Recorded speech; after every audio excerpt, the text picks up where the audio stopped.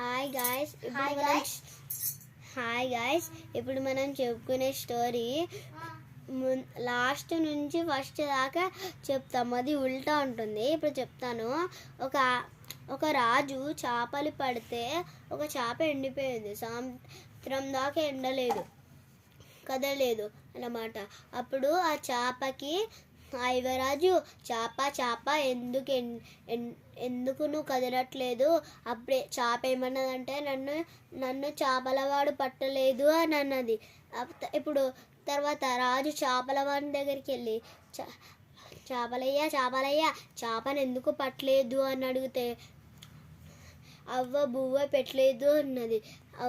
అవ్వ బువ్వ ఎందుకు పెట్టలేదు అంటే, పాప ఏడిచింది అన్నది. పాప దగ్గరికి వెళ్ళి, పాప ఎందుకు ఏడిచావు అంటే, చీమ కొట్టింది అన్నది.